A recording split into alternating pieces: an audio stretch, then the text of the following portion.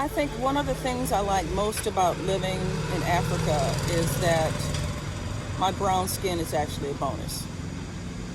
There's nowhere in America that you can go and not encounter systemic racism. There's nothing you can do, there's nowhere you can live. It's just a part of America's DNA. And it's always going to be like that. But in Africa here, except for my gray hair, because the Malagasy people don't really do gray hair, the men or the women.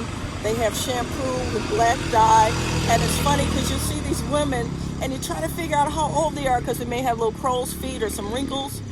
But their hair is jet black. And like, how old is she? Like, I don't know.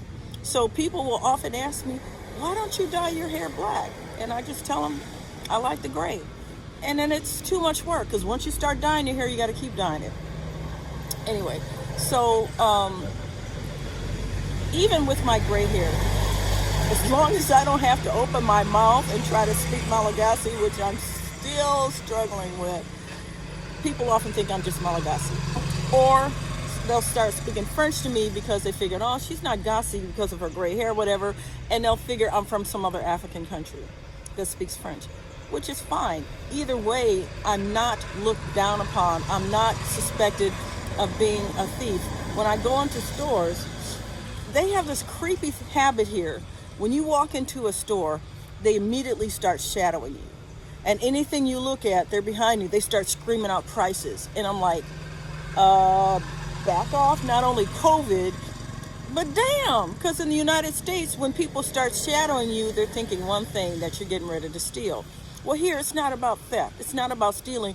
It's just that they're taught that this is the way to provide excellent service. It's just kind of like breathe down somebody's neck. I hate it. I hate it. I hate it. And so when I go into a store and I see the salespeople sitting down, just say, si menino. That means no problem. It's okay. Just stay seated. Let me look around. And then if I need help, then I say, azafadi, which means excuse me. And I ask them about the price or whatever. But there are some Malagasy habits that I just find so befuddling, and that's one of them. But despite that, the Malagasy people,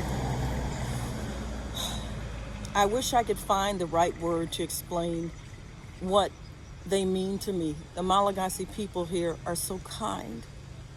They're so generous. Yeah, they're nosy like a lot of neighbors. You know, they got to be all up in your grill.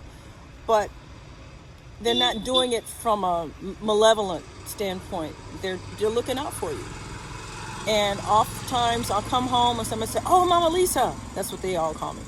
Mama Lisa, somebody was here looking for you and they left their number or whatever. And it's great because if I'm ever in need of anything, for example, I live in an apartment building.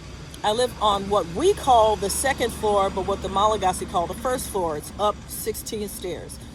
So since I ride my bike, let me show you my bike. See my bike?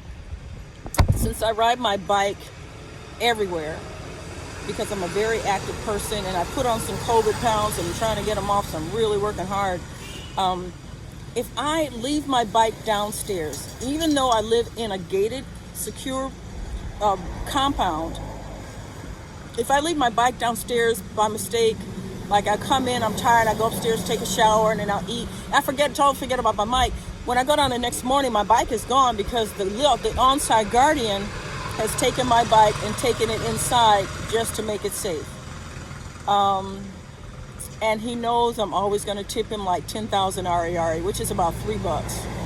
So I hate when I'm like, damn, I left my bike out and I don't have any cash. So, you know, I feel bad like getting my bike and not giving him any cash, but I always make it up to him the next time. He doesn't mind, of course, because that's just free money for him. But the people here, they're hardworking, they're industrious, they're extremely fits, which means creative, clever. They will set up, like during rainy season, and everybody's starting to pull out their old umbrellas, which are busted. The guy will just sit out on a corner and he's repairing umbrellas, and you bring your busted umbrella to him and he'll sit there and he'll fix it for like 50 cents, 65 cents. In the United States, what do? A broken umbrella, throw it in the trash, you buy a new one. Here, nothing goes to trash except like plastic bottles and shit that's going to destroy the environment. But even plastic bottles are are largely reused. When I ever buy my honey, it's one of those used 1 liter bottle, water bottle glasses. They sell pretty much everything. You could just take your empty water bottles and sell them. And people will give you money for them, and they reuse them. May rinse them out, they may not. But it's all part of the Malagasy charm. It's a very different life. It's a much simpler life. If I wanted to live in a high-rise like that apartment building behind me, I actually did look at that top apartment, that penthouse. It was going to cost me about $350 US per month. But it's huge. It's 3 big bedrooms, and I'm just a single person. It's got a great view of the bay, but there's no elevator. There's only 1 elevator in all of Matsanga where I live here. So I would have been lugging my bike and groceries and everything up 4 flights every day, and I said no. So instead, my apartment is not far from here, maybe 10-minute walk. My point is, if I wanted to live a really luxury, pampered life here, I could. And still on my little bit of Social Security. But by living in what they call an American-style apartment in Mangaricha, I'll show you my apartment in another video, it allows me the ability to save every month. When I lived in Oakland, up in the Oakland Hills, I lived there. I was, even though I was making more money than God, I could never afford to save anything because the mortgage and the taxes and all my credit cards and kids in school and the BMW and just all the stuff. It was cost me at least $8,000 a month to run that house, and I still couldn't save anything. But here, not only am I able to save, but I'm also able to give. And a lot of my friends are out of work, have been out of work for months, because since I was a teacher here with the Peace Corps, a lot of my friends are teachers, and they haven't been paid since May. So every month in my budget, when I go through how much money can I send to this friend, how much money can I send to that friend, and these are people that would never ask me for anything, but I'm more than happy to help them because they are so generous and so kind, and they do so much for their friends.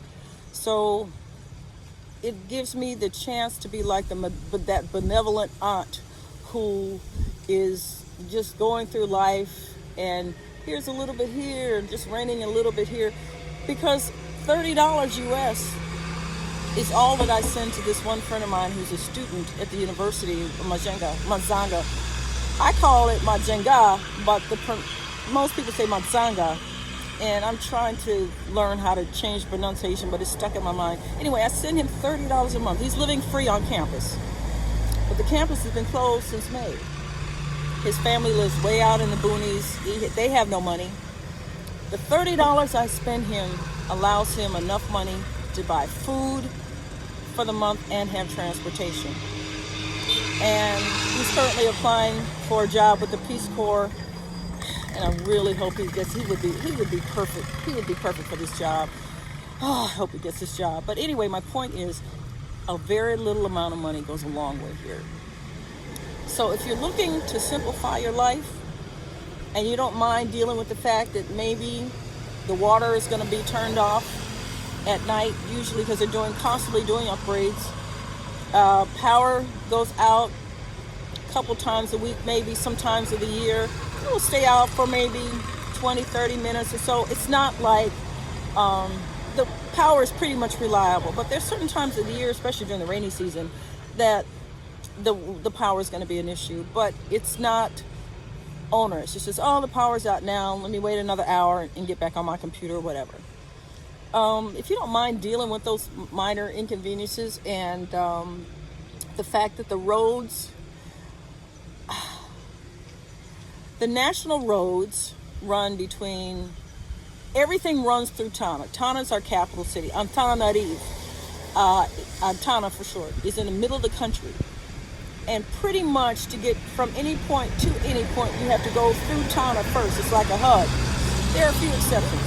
So all the roads coming into Tana are national roads. The RN2, the RN5, the RN7, whatever. And they're pretty much maintained. And every 5 years or so, during an election year, they revamp them totally. Amazing how that works. So we've got election in 2 more years. So if you don't mind dealing with the fact that it may take me 12 hours to get from here to Tana, and if I want to get to Mahambu, where I used to teach, then I've got to go Tana to Tamatave, spend the night there, and then Tamatave to Mahambu. It's like a 3-day trek. If you don't mind that kind of thing and can deal with the adventure because the scenery is so beautiful, then Madagascar is a place I would highly recommend. But if you want really basically all the comforts of home, just like home, but without the racism, then Ghana, Senegal, Nigeria, Kenya. There's some others that I would mention, but the political situations in Rwanda and Tanzania and one other I was just reading about have recently changed to the point that I no longer recommend them. This populism that's spreading the globe, that's why we've got Trump in office now. It's everywhere. So I'm hoping that one of my astrology friends will say, oh, Lisa, the planets are going to change and we'll go back to common sense again. I don't know if that's possible. Kind of went off on a tangent, but I just wanted to tell you that Madagascar is just, I say it's the place where magic is born. Every day I see something magical here, whether it's natural beauty or I see someone do something really, really kind for someone else. I cannot tell you how much I love this place. And I'm so glad that I came back home. So thank you for joining me on my